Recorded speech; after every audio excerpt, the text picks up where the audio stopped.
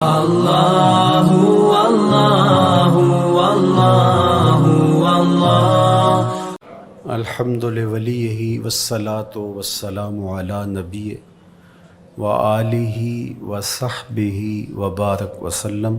قال اللہ تعالی وتبارک فی القرآن المجید والفرقان الحمید فی شان حبیبہ مخبرا وآمرا ان اللہ وملائکتہ یصلون علی النبی یا ایہا الذین آمنوا صلوا علیہ وسلموا تسلیما. اللہم صلی علی سیدنا و مولانا محمد معدن الجود والکرم صلاۃ و سلاما علیک یا سیدی یا رسول اللہ وعلی آلک و اصحابک یا حبیب اللہ.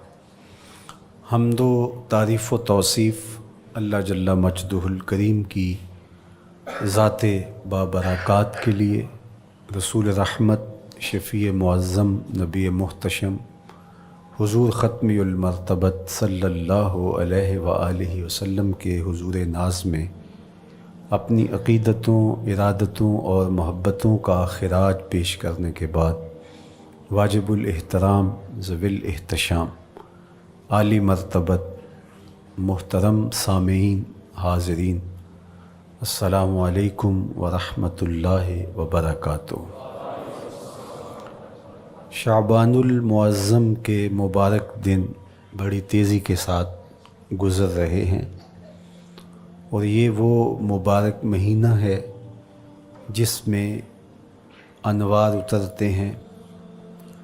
ام المومنین سیدہ عائشہ رضی اللہ تعالی عنہا فرماتی ہیں کہ حضور علیہ السلام کو رمضان المبارک کے بعد سب سے زیادہ روزے شعبان المعظم میں رکھتے ہوئے دیکھا ہے. ماہ شعبان میں رمضان المبارک کا شدت سے انتظار کرنا، اس کی ہمیں ترغیب دی گئی ہے، بلکہ رجب کا چاند طلوع ہوتے ہی یہ دعا مانگا کرتے تھے میرے اور آپ کے آقا و مولا کہ اللہ ہمیں شعبان تک اور پھر رمضان المبارک تک پہنچا دے. اس مہینے کا آنے والے موسم نور کا استقبال کرنا، اس کے شوق میں بے تابیوں کا اظہار کرنا، یہ اللہ جل شانہ کے ساتھ محبت کی علامت ہے. شعبان المعظم کے دن گن گن کے گزارے جائیں کہ اتنے دن رہ گئے ہیں رمضان المبارک میں، اب اتنے دن رہ گئے ہیں رمضان المبارک میں. انسانی ذہن میں یہ سوال پیدا ہو سکتا ہے کہ متعینہ وقت پر تو اس مہینے نے آنا ہی ہے، اور اگر زندگی موجود رہی تو اس کو پا ہی لیں گے، تو اس شدت سے انتظار کرنے کا کیا مطلب؟ تو اس کا جواب یہ ہے، بیرون ملک سے کسی کے بزرگ نے، والد نے یا کسی کے بیٹے نے آنا ہو تو وہ 2 ماہ قبل ہی آنکھیں فرش راہ کیے ہوتے ہیں اور گن گن کے دن گزار رہے ہوتے ہیں، اور جو ہی لمحے قریب آتے ہیں تو پھر گھڑیاں اور ساعتیں بھی گنی جاتی ہیں. بار بار گھڑی دیکھتے ہیں، ابھی تک پہنچے نہیں، جبکہ یہ طے ہے کہ 5:02 پہ فلائٹ اترے گی. تو بار بار گھڑی دیکھنے کا مطلب لاہور سے 2 گھنٹے یہاں گجرانوالہ میں پہنچتے ہوئے لگیں گے، لیکن ہر 10 منٹ کے بعد کہ ذرا پتہ کرو کہاں تک پہنچے ہیں. کیا مطلب اس کا؟ مطلب اس کا یہ ہے کہ جب سینے میں کسی کا انتظار رکھا ہوا ہو تو پھر بے تابیاں، بے چینیاں، اضطراب موجود ہوتا ہے. ہم دنیا کے لوگوں کے ساتھ جو ربط و رشتہ رکھتے ہیں اس کے مطابق ان کا انتظار ہوتا ہے. کچھ آنے والے ایسے بھی ہوتے ہیں جنہوں نے ہمیں بتایا ہوتا ہے کہ فلاں دن ہم پہنچیں گے، اور وہ دروازے پہ دستک دے رہے ہوتے ہیں اور ہم سو کے اٹھ رہے ہوتے ہیں اور اچانک جب پتہ چلتا ہے کہ فلاں باہر دروازے پہ دستک دے رہے ہیں تو ہم استقبال تو کر رہے ہوتے ہیں، لیکن ہمارے ذہن میں یہ بھی ہوتا ہے وہ میں بھول گیا، تو اب تو یہ کام بھی میرے ذمے ہے، تو مجھے یاد آ گیا ہوتا۔ تو جن لوگوں کے لیے دل میں محبتوں کی جگہ ہو تو ان کے لیے پھر سارے کام مؤخر کر کے ان کے استقبال کیے جاتے ہیں۔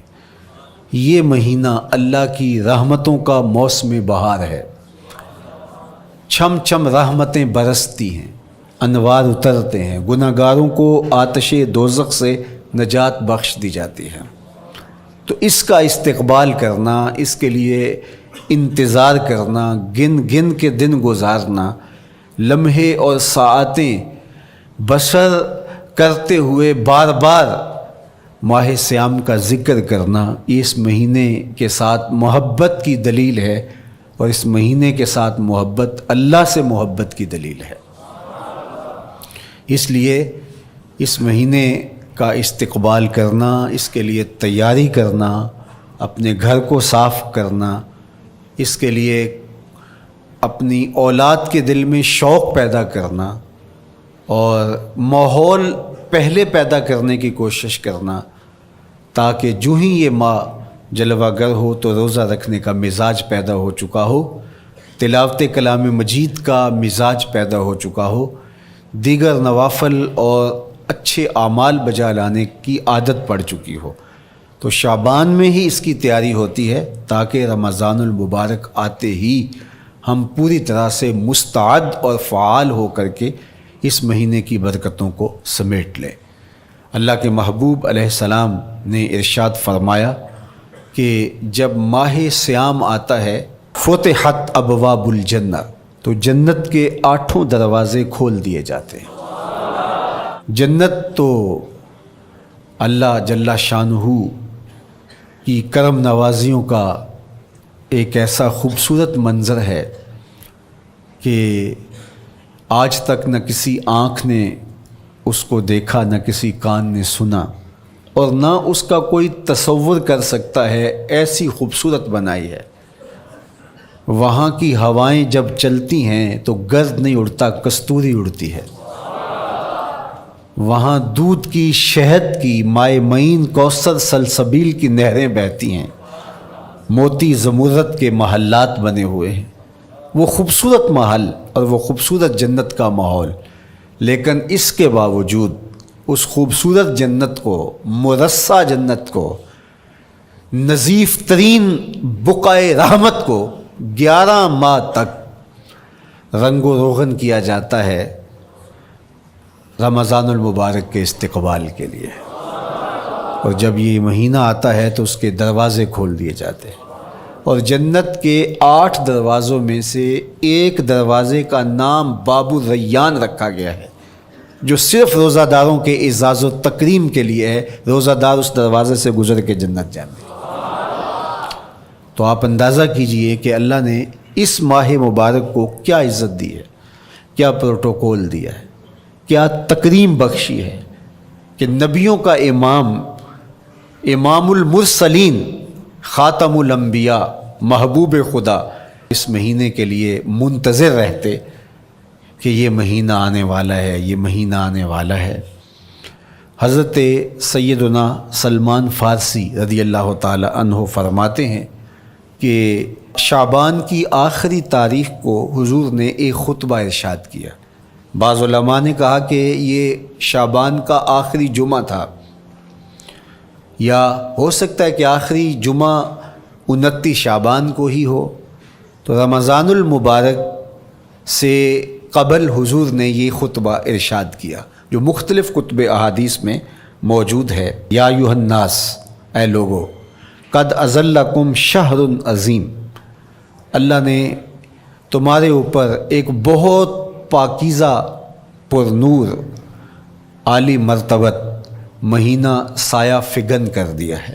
شہر فیہ لیلۃ خیر من الف شہر، اس مہینے میں ایک ایسی رات ہے جو 1000 مہینے سے بہتر ہے۔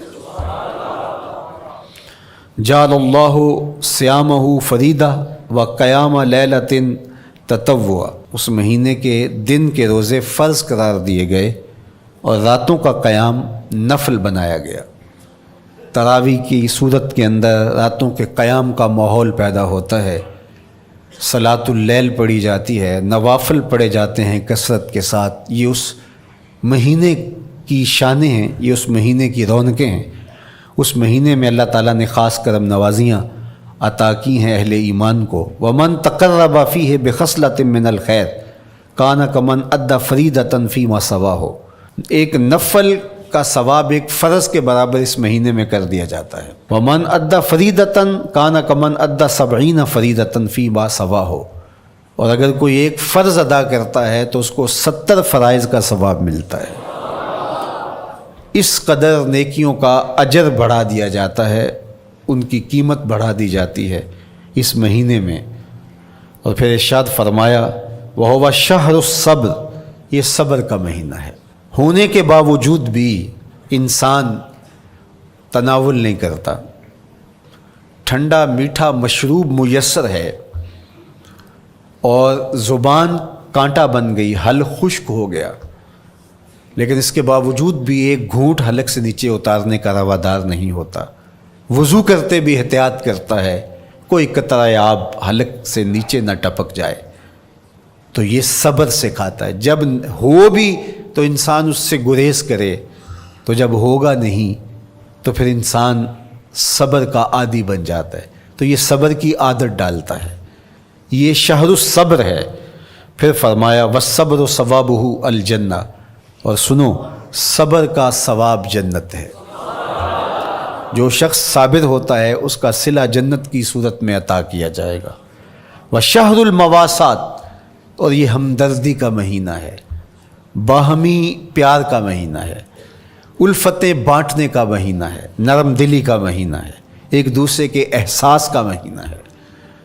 جب کوئی شخص بھوک اور پیاس کاٹتا ہے تو اس کو پھر محسوس ہوتا ہے، بالخصوص امراء، کہ بھوک کیا بلا ہوتی ہے، اور جو نان شبینہ کو ترستے ہیں اور جنہیں کھانا میسر نہیں آتا ان کی زندگیاں کتنی تلخ ہوتی ہیں۔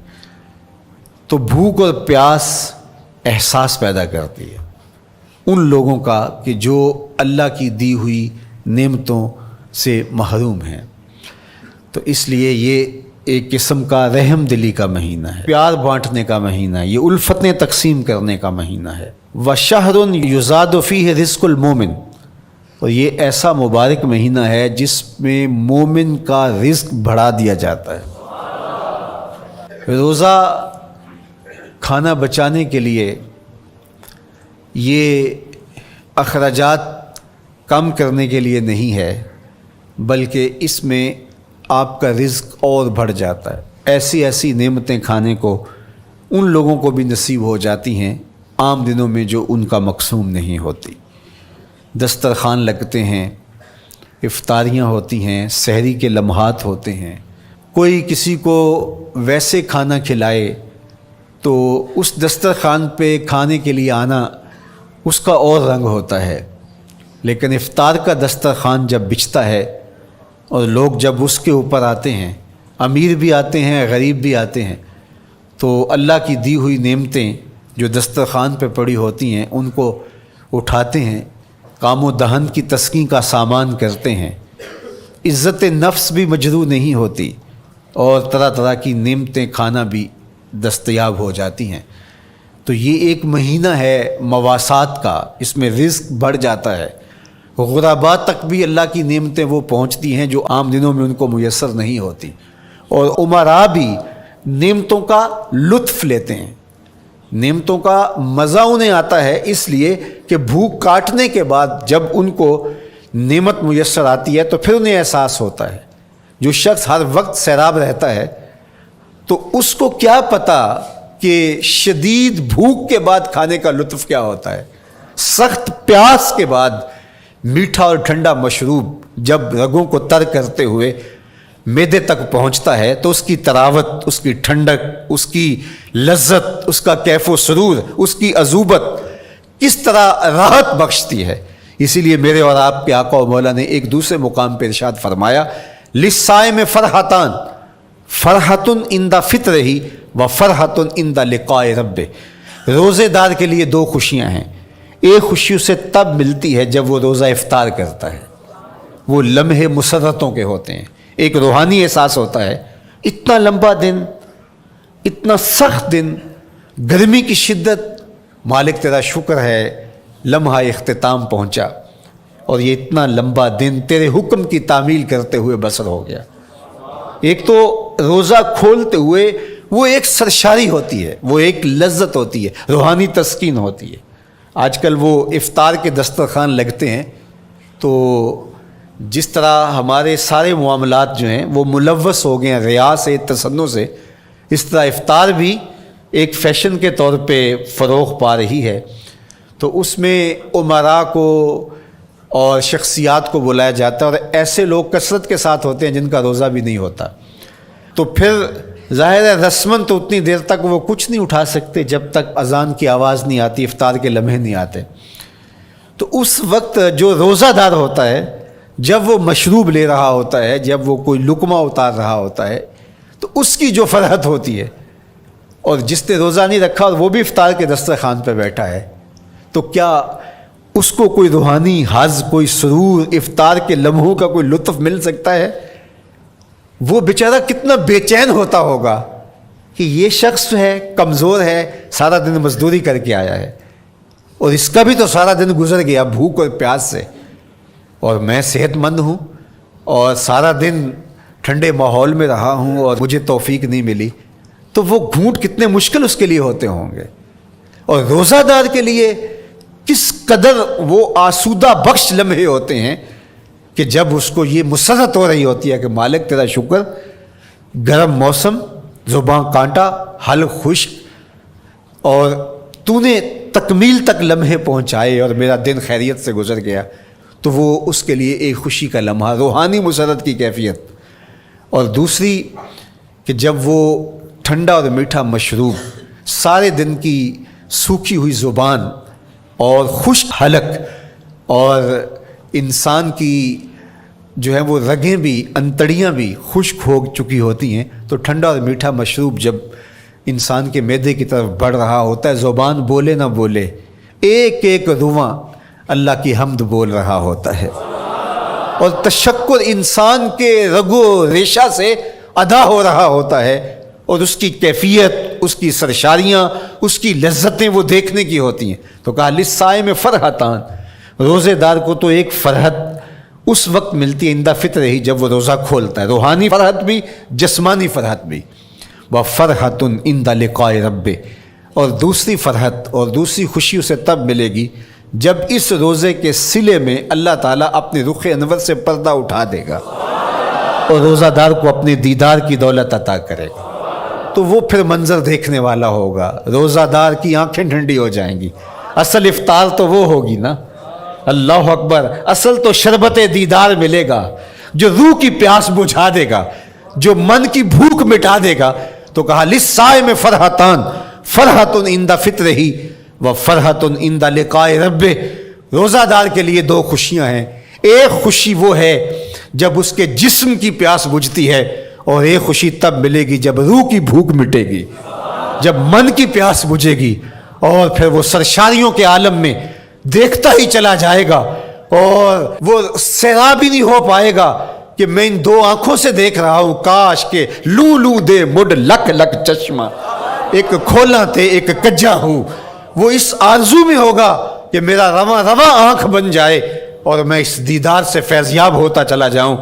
تو وہ کیا لمحے ہوں گے، وہ کیا گھڑیاں ہوں گی، وہ کیا ساعتیں ہوں گی. کوئی لفظ نہیں ہے جن لفظوں میں ان حقیقتوں کو بیان کیا جا سکے، اس لیے کہ وہ منظر ہی وراء الورا ہوگا. تو روزہ دار کو فرحت ملتی ہے جب وہ روزہ کھولتا ہے. تو فرمایا وَشَهْرٌ يُزَادُ فِيهِ رِزْقُ الْمُؤْمِنِ، اس میں مومن کا رزق بڑھا دیا جاتا ہے. وَمَنْ فَطَّرَ فِيهِ صَائِمًا كَانَ مَغْفِرَةً لِذُنُوبِهِ، جس نے روزہ دار کا روزہ افطار کروایا. اللہ کے محبوب فرماتے ہیں کہ ایک تو خود روزہ رکھا، اور دوسری سعادت یہ ہے کہ ماہ صیام میں روزہ دار کا روزہ افطار کروایا. آپ شریعت بیضا کو بنظر عمیق مطالعہ کر کے دیکھیں، ماہ صیام میں بہت زیادہ اس بات پہ زور دیا گیا ہے کہ روزہ افطار کرواؤ۔ اپنے گھر میں بیٹھ کر کے روزہ افطار کر لینا یہ بھی سعادت مندی ہے، روزہ نصیب ہو جائے، لیکن اس بات پہ بہت زور دیا گیا ہے ماہ صیام میں کہ ایک ماحول پیدا ہو، لوگوں کو افطار کروائیں تاکہ تمام لوگوں تک اللہ تعالیٰ کی نعمتیں پہنچیں اور لوگوں تک جو ہے وہ رمضان المبارک کی برکتیں پہنچیں۔ تو ارشاد فرمایا ومن فطر فیہ صائمن، جس نے روزے دار کا روزہ افطار کروایا، کانا مغفرۃ لذنوبہ، تو وہ افطار کروانے والوں کے گناہوں کی بخشش کا ذریعہ بن جائے گا۔ یہ افطاری گناہوں کی مغفرت کا سبب بن جائے گی۔ وَعِتْقَ رَقْبَتِهِ مِنَ النَّارِ، اور آتش دوزخ سے گردن کی آزادی کا مجدہ جاں فضا بن جائے گا یہ امر کہ اس نے کسی کا روزہ افطار کروایا۔ وَقَانَ لَهُ مِثْلُ أَجْرِهِ مِنْ غَيْرِ أَنْ يَنْقُصَ مِنْ أَجْرِهِ شَيْءٌ، اور روزہ افطار کروانے والے کو روزہ رکھنے والے جتنا اجر ہی دیا جائے گا، لیکن روزہ رکھنے والے کے اجر میں بھی کوئی کمی نہیں واقع ہوگی۔ جتنا اس نے سارے دن کی بھوک اور پیاس کاٹ کر کے تکلیف اٹھا کر کے روزہ رکھا، جس نے شام کو اس کو افطار کر دیا اتنا ہی ثواب اس کو عطا کر دیا جائے گا، اس کا اجر کم کیے بغیر۔ اللہ اکبر! یہ امت کے لیے اللہ نے کیا پیکج دیا ہے، کیا کرم نوازیاں ہیں اس امت کے لیے۔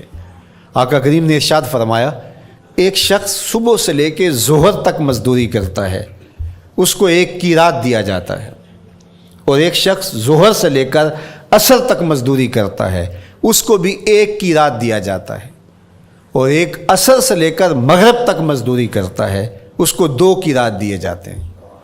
فرمایا پہلی مثال یہود کی ہے، دوسری مثال نصارہ کی ہے، اور تیسری مثال میری امت کی ہے۔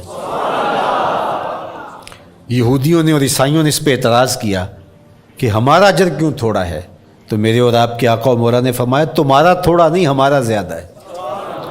آج کل اگر 1000 روپیہ مزدوری چلتی ہو مزدور کی، تو کوئی شخص صبح سے شام تک ایک شخص سے مزدوری کروائے اور 1000 روپیہ دے دے، اور دوپہر کو اڈے سے جا کے ایک مزدور اور لے آئے اور شام کو اس کو بھی 1000 روپیہ دے آئے، اور ایک شخص کو عصر کے وقت لائے اس کو 2000 روپیہ دے دے، تو 1000 والا کہے کہ میرے سے زیادتی ہوئی ہے، تو اس سے زیادتی تو نہیں ہوئی، اسے تو پوری مزدوری دی گئی ہے، اب اس پہ مہربانی ہوئی ہے، اس پہ رحمت ہوئی ہے۔ تو کہا یہود اور نصارہ کی یہ مثال ہے، ایک صبح سے ظہر تک مزدوری کرے اس کو 1 قیراط، ایک ظہر سے عصر تک مزدوری کرے اس کو بھی 1 قیراط، اور تیسرا بہت تھوڑا وقت عصر سے مغرب تک مزدوری کرے اس کو 2 قیراط۔ کہا یہ امت محمدیہ علی صاحب الصلاوات کو دیا گیا نور ہے۔ تو ایک شخص نے سویر سے لے کر شام تک روزہ رکھا، بھوک کاٹی، پیاس کاٹی، سخت شدت کی گرمی سہی، اور ایک شخص نے شام کے وقت اس کو روزہ افطار کروا دیا۔ اور سنو حضور علیہ الصلوۃ والسلام کا فرمان، جب حضور نے فرمایا کہ اس کو پورا اجر ملے گا پہلے کے اجر کو کم کیے بغیر، تو صحابہ کا تو دل تڑپنے لگا کہ یہ کتنی بڑی بات ہے۔ اب آپ جانتے ہیں کہ یہ زمانہ ایسی معاشی خوشحالیوں کا نہیں تھا، لوگوں کے پاس تو نان شبینہ بھی میسر نہیں ہوتا تھا، تو صحابہ نے جو سوال کیا، قالوا یا رسول اللہ صلی اللہ علیہ وسلم، انہوں نے کہا اے اللہ کے پیارے رسول صلی اللہ علیہ وسلم، لیسا کلنا یجد ما یفطر الصائم، ہم میں سے تو ہر بندہ یہ طاقت نہیں رکھتا کہ روزہ دار کو روزہ افطار کروا دے، تو یہ اتنی بڑی سعادت، تو یہ تو پھر اہل زر ہی یہ سعادت حاصل کر پاتے ہیں، ہمارے جیسے لوگ تو پھر جو مال و دولت نہیں رکھتے تو وہ تو پھر یہ سعادت نہیں حاصل کر پائیں گے۔ تو میرے اور آپ کے آقا و مولا نے کیا فرمایا؟ قال، حضور نے ارشاد فرمایا یؤتی اللہ ھذا الثواب، یہ ثواب اللہ اس شخص کو بھی عطا کرے گا، من فطر صائما علی مزقۃ لبن او تمرۃ او شربۃ من ماء، فرمایا کہ یہ اجر اللہ اس کو بھی عطا کرے گا جس نے کسی کا روزہ 1 گھونٹ دودھ سے کھلوا دیا، یا 1 کھجور سے کھلوا دیا، یا پانی کے ایک گھونٹ سے اس کا روزہ افطار کروا دیا۔ لازمی نہیں ہے کہ دسترخوان سجا ہو، انواع و اقسام کے کھانے پڑے ہوں اور وہ افطاری ہی افطاری قرار پائے گی۔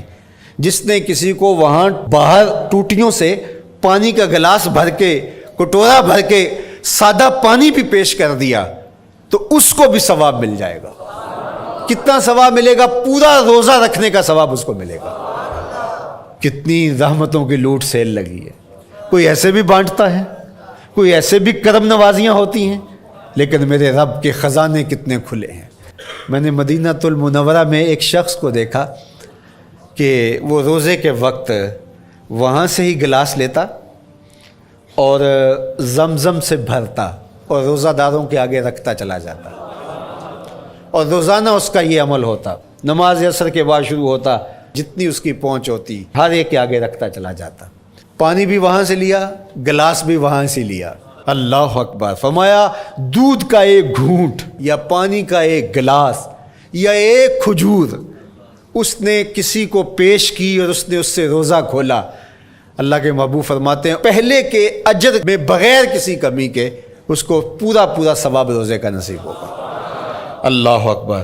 اب سنو، پھر حضور نے ارشاد فرمایا ومن اشبع صائمن، اور جس نے صحیح اہتمام کے ساتھ روزے دار کو اچھا کھانا کھلایا، اچھی پرتکلف افطاری دی، سقاہ اللہ من الحوض شربتا لا یظمأ حتی یدخل الجنہ، اس کو حوض کوثر سے ایسا جام ملے گا کہ اس کو کبھی پیاس نہیں ملے گی یہاں تک کہ جنت میں چلا جائے گا۔ اللہ اکبر! اس کو کوثر کے جام نصیب ہوں گے حشر کی گرمی میں۔ اور آپ کو معلوم ہے، علماء سے آپ نے بارہا سنا ہوگا کہ جام کوثر جس نے ایک بار پی لیا پھر 50,000 سال کے دن میں اس کو دوبارہ پیاس نہیں لگے گی۔ یہ جام کوثر کی خصوصیت ہے۔ فرمایا وَهُوَ شَهْرٌ أَوَّلُهُ رَحْمَةٌ، یہ وہ مہینہ ہے جس کے پہلے 10 دن رحمت ہیں اور اس کا درمیانی عشرہ مغفرت ہے، وَآخِرُهُ عِتْقٌ مِّنَ النَّارِ، اور اس کا آخری عشرہ جو ہے وہ آتش دوزخ سے نجات کا ضامن ہے۔ فَاسْتَكْثِرُوا فِيهِ مِنْ 4 خصال، کہا کہ 4 کام اس مہینے میں کثرت کے ساتھ کرو۔ خصلتان ترضون بہما ربکم، 2 کام تو وہ ہے جس سے تم اپنے رب کو راضی کرو گے۔ وخصلتان لا غنا بکم عنہما، اور 2 کام ایسے ہیں کہ ان سے بے نیاز نہیں ہو سکتے تو وہ تمہیں کرنے پڑیں گے۔ اما الخصلتان اللتان ترضون بہما ربکم، وہ 2 خصلتیں، 2 کام جن کے ذریعے سے تم اپنے رب کو راضی کر سکو۔ فشہادت اللہ الہ الا اللہ، وہ گواہی دینا ہے لا الہ الا اللہ، وتستغفرونہ، اور تم کثرت سے استغفار کرو، اللہ سے بخشش مانگو۔ یہ 2 کام تم نے کرنے ہیں۔ وَأَمَّا الْخَصْلَتَانِ اللَّتَانِ لَا غِنَىٰ بِكُمْ عَنْهُمَا، اور وہ چیزیں جن کے بغیر تمہیں چارہ نہیں ہے۔ فَتَسْأَلُونَ الْجَنَّةَ وَتَعُوذُونَ مِنَ النَّارِ، اللہ سے جنت طلب کرو اور دوزخ سے پناہ مانگو۔ تو یہ 2 کام جو تمہاری ضرورت ہے تم اس مہینے میں کثرت کے ساتھ کرو۔ تو یہ مہینہ رحمتوں کی لوٹ سیل کا مہینہ ہے، یہ کرم نوازیوں کے امٹتے ہوئے دھارے ہیں، یہ سیل رحمت ہے جو کہ من کی سیرابی کا سبب اور ذریعہ ہے۔ خوش نصیب ہیں جو ماہ صیام کو خوبصورتی کے ساتھ بسر کرتے ہیں، اس کے آنے سے پہلے استقبال کرتے ہیں، گھروں میں صفائی کریں، اہتمام کریں، مساجد میں اہتمام کریں، تاکہ بچوں میں یہ شوق پیدا ہو کہ ماہ صیام آ رہا ہے۔ جب ہم بچے تھے تو ہمارے والدین رمضان المبارک سے قبل ہی رمضان المبارک کی تیاریاں شروع کر دیا کرتے تھے۔ اس وقت گھر میں شربت تیار ہوا کرتے تھے گڑ کے، اور وہ پہلے ہی مائیں گھر میں تیاری کرنا شروع کر دیا کرتی تھی۔ ایک شوق پیدا کرنا مقصود ہوتا ہے۔ تو کچھ چیزیں ایسی ہیں کہ آرڈر لکھیں اور 1 سیکنڈ میں گھر پہنچ جائے، لیکن کچھ چیزیں یہ جو ہے وہ تیار کرنی چاہیے، شوق پیدا ہو۔ گھروں کے اندر ماؤں کو چاہیے کہ افطاری کو اہتمام کے ساتھ تیار کریں تاکہ بچوں کو شوق پیدا ہو، اور یہ ایک ماحول پیدا ہو، قرآن مجید کی تلاوت کا ماحول پیدا ہو، جاگنے سونے کے جو ہے وہ شیڈول مرتب کیے جائیں، مساجد کی آبادی کا سامان کیا جائے۔ پچھلے سال تو بڑا اداس رمضان گزرا، اس لیے کہ کرونا کے حوالے سے جس طرح ملکی حالات تھے وہ آپ کے سامنے تھے. اس مرتبہ الحمدللہ اس طرح کے حالات نہیں ہوں گے. کچھ SOPs کو آپ کو فالو کرنا ہوگا، لیکن مسجدوں کی انشاءاللہ رونقیں بحال رہیں گی، اور صلاۃ التراویح اور سحر و افطار کے لمحے، نوافل، تسبیحات، اذکار، نمازوں میں 5 گانہ حاضریاں، یہ کیسا خوبصورت ماحول ہوتا ہے. رحمتیں برس رہی ہوتی ہیں، انوار اتر رہے ہوتے ہیں، اور وہ کیا خوبصورت لمحے ہوتے ہیں اور کیا گھڑیاں ہوتی ہیں. انشاءاللہ امسال مرکز مصطفیٰ کے اندر صلاۃ التراویح کے لیے خاص طور پہ ہم اہتمام کر رہے ہیں. میری آرزو تھی کہ جب مرکز کی تکمیل ہو تو پھر رمضان المبارک کا اہتمام کے ساتھ جو ہے وہ ہم انتظام و انصرام کیا کریں گے، چونکہ اس سے قبل بہت سارے تعمیراتی کاموں کی وجہ سے ہم الجھے رہتے تھے. لیکن اللہ کے فضل سے اب مرحلہ اول کی تکمیل ہو گئی اور مرحلہ ثانی کی طرف ہم بڑھنے والے ہیں. تو اس رمضان المبارک کے اندر ہمارے لیے بیٹھنے کی جگہ، خواتین کے لیے انتظام، افطار کے لیے، سحر کے لیے، دوستوں کے لیے انشاءاللہ خوبصورت اہتمام ہوگا. بہت اچھے قاری قرآن جو ہے وہ صلاۃ التراویح پڑھائیں گے، تو وہ میٹھے اور دل آویز لہجے اور مرکز کا ماحول انشاءاللہ ذکر و فکر کے حلقے بھی ہوں گے، دروس قرآن کے حلقے بھی ہوں گے. تو ایک ماحول انشاءاللہ پیدا ہو، اور انشاءاللہ میں بھی آپ کے ساتھ ماہ صیام میں موجود رہوں گا. افطار کے لمحوں میں بھی، سحر کے لمحوں میں بھی، تراویح میں بھی، نمازوں میں بھی انشاءاللہ.